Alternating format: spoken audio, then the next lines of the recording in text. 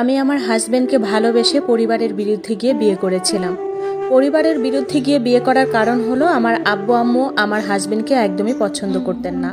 তারা আমাকে সবসময় বলতেন, এই ছেলেটা ভালো না, তুই এই ছেলের সাথে সংসার করতে পারবি না। কিন্তু আমি আব্বু আম্মুর কথা না শুনে পরিবারের বিরুদ্ধে গিয়ে পালিয়ে আমি আমার ভালোবাসার মানুষকে বিয়ে করে ফেলি।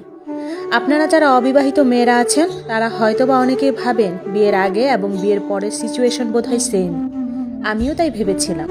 সারাদিন হাজবেন্ডের সাথে খাবো, ঘুরবো, গল্প করব, একসঙ্গে ঘুমাবো, অনেক অনেক গল্প করব।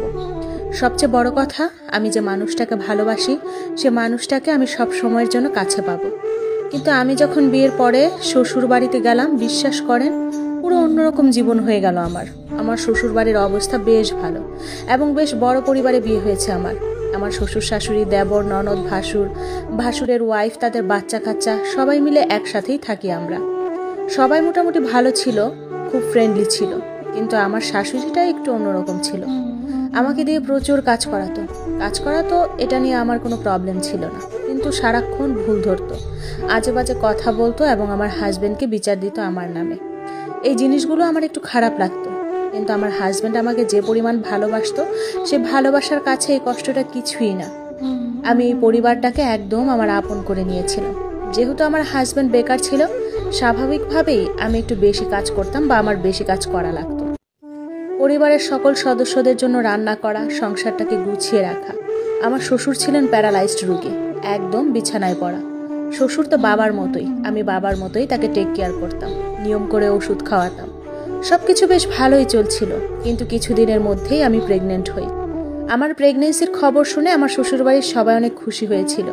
আর আমার খুশির তো কোনো শেষ ছিল না। পরিবারে নতুন একটা সদস্য আসতেছে, আর আমি তো মেয়ে, মা হব, এই খুশির তো কোনো শেষ ছিল না। আমার হাজবেন্ড শুরুতে খুশি হলেও শেষ পর্যন্ত তিনি খুশি হতে পারেননি। আমার বাচ্চা পেটে আসার সাথে সাথে তার জব হয়ে যায়। সে অফিসের বিভিন্ন কাজে ব্যস্ত হয়ে পড়ে। মাঝে মাঝে সে এতটাই ব্যস্ত হয়ে পড়ে, সে আমার কথাও ভুলে যায়। বিয়ের পরে হাজবেন্ডের সাথে গল্প করতে, মাঝে মাঝে সময় কাটাতে আমার খুব ভালো লাগতো।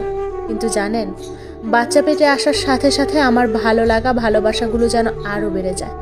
সবসময় মানুষটাকে কাছে পেতে ইচ্ছা করে, অনেক অনেক গল্প করতে ইচ্ছা করে। কেন জানি মনে হতো মানুষটাকে সবসময় কাছে থেকে একটু দেখি। কিন্তু যতই দিন যেতে লাগলো, আমার হাজবেন্ড এই বিষয়গুলো নিয়ে একটু বিরক্ত হতে লাগলো। এই বিষয়গুলো আমাকে এত পরিমাণ কষ্ট দিত, যখনই কোনো কিছু বলতে চাই বা শুনতে চাই সবসময় বলতো অফিসের কাজ করে এসে এখন অনেক টায়ার্ড, সে অনেক স্ট্রেসের ভিতর দিয়ে যাচ্ছে, সে পরে গল্প করবে, পরে কথা বলবে। আমি এই অবস্থায় টুকটুক করে পরিবারের সমস্ত কাজ করতাম। প্রেগনেন্ট অবস্থায় মেয়েদের ঘন ঘন মুড সুইং হয় এবং শরীরের অনেক পরিবর্তন আসতে থাকে। সেটা আমার হাজবেন্ড কোনোভাবেই মানতে পারেনি। আমি মোটা হয়ে যাচ্ছি, আমার বডি স্ট্রাকচার নষ্ট হয়ে যাচ্ছে, আমার শরীরের বিভিন্ন জায়গায় দাগ হয়েছে। এই দাগ নাকি আস্তে আস্তে আরও বাড়তে থাকবে। ভাবতে পারেন একটা মানুষ কতটা অমানুষ হলে প্রেগনেন্ট অবস্থায় একটা মেয়েকে এই ধরনের কথা বলতে পারে। একটা সত্যি কথা কি জানেন, টাকা হলে মানুষের রুচির পরিবর্তন ঘটে, অনেক স্মার্ট হয়ে যায়, মানুষের মধ্যে অনেক আধুনিকতা চলে আসে। টাকা হলে মানুষ অতীত ভুলে যায়। একদম শূন্য হাতে যে মানুষটার পাশে আমি দাঁড়িয়েছিলাম, একরাশ মুগ্ধতা নিয়ে যে মানুষটা আমাকে ভালোবেসে বিয়ে করেছিল, সেই মানুষটার কাছে আমি একদমই পুরনো হয়ে যাই। টাকা হলে মানুষের টেস্ট চেঞ্জ হয়ে যায়। বিয়ের পর যে মানুষটা আমার হাতের খাবার ছাড়া বাইরের খাবার খেতে চাইতো না, কিন্তু সে মানুষটা টাকা হওয়ার পরে আমি ভালো রান্না করতে পারি না, আমি অগোছালো, আমি অনেক মোটা হয়ে গেছি। আমি তার পরিবারের কোনো খেয়াল রাখি না। আমি থাকা অবস্থায় তার বাবা দিনের পর দিন অসুস্থ হয়ে যায়। আমি ঠিকমতো কথা বলতে পারি না, অশিক্ষিত মেয়েদের মতো কথায় কথায় ঝগড়া করি। কত যে কমপ্লেইন আমার বিরুদ্ধে বলে শেষ করা যাবে না। একদিন রাতে আমার হাজবেন্ড আমাকে ডেকে বলেন উনি সম্পর্কটা আমার সাথে আর ক্যারি করতে চান না, এই সম্পর্কটা আর রাখতে চান না। তার মুখ থেকে এই কথা শুনে আমি কি উত্তর দেব, আমি আমার মুখের ভাষা হারিয়ে ফেলেছিলাম। আমি কোনো রকম কোনো কথার উত্তর না দিয়ে তার সকল সিদ্ধান্ত মেনে নিয়ে চুপচাপ তার সামনে থেকে চলে আসি। পরের দিন সকালে বাবা আমাকে নিতে আসেন। আমি রাতে বাবাকে ফোন দিয়েছিলাম। বাবা আমাকে দেখার পরে বাবার আর বুঝতে বাকি থাকে না যে আমি কি পরিমাণ মানসিক এবং শারীরিক নির্যাতনের শিকার হয়েছে এই বাড়িতে। সব সময় শক্ত থাকলেও বাবাকে দেখার পর কান্নাটা আর থামাতে পারিনি আমি। একদম বাবাকে জড়িয়ে ধরে হাউ মাউ করে কান্না করে দিই আমি।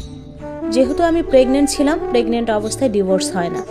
আমার বাবা আমার হাজবেন্ডকে বলেন আমার বাড়ির জিনিস আমি নিয়ে যাচ্ছি, তবে একটা কথা মনে রেখো, যে আল্লাহ দিতে পারেন সে আল্লাহ আবার কেড়েও নিতে পারেন। প্রেগনেন্ট মহিলারা সব ভুলে যায়, কিন্তু তাকে প্রেগনেন্সি টাইমে যারা তার সাথে খারাপ ব্যবহার করে বা যারা তাকে কষ্ট দেয় সে মানুষগুলোকে তারা কখনোই ভুলতে পারে না। আমার ফুটফুটে একটা মেয়ে সন্তান আছে যার বয়স 3 বছর। আমার বাবা পরে আবার আমাকে একটা বিয়ে দিয়ে দিয়েছেন একজন ডাক্তারের সাথে, আলহামদুলিল্লাহ, সেখানে আমি অনেক খুশি। কিন্তু মজার ব্যাপার কি জানেন, আমার এক্স হাজব্যান্ড এখনও বেকার। শুনেছি আজকাল নাকি বাইরের খাবারের টাকাও থাকে না। নিঃস্বার্থভাবে যে মানুষগুলো মানুষকে ভালোবাসে, বিশ্বাস করেন, মনের অজান্তে দিন শেষে সে মানুষগুলি সুখী হয়ে যায়।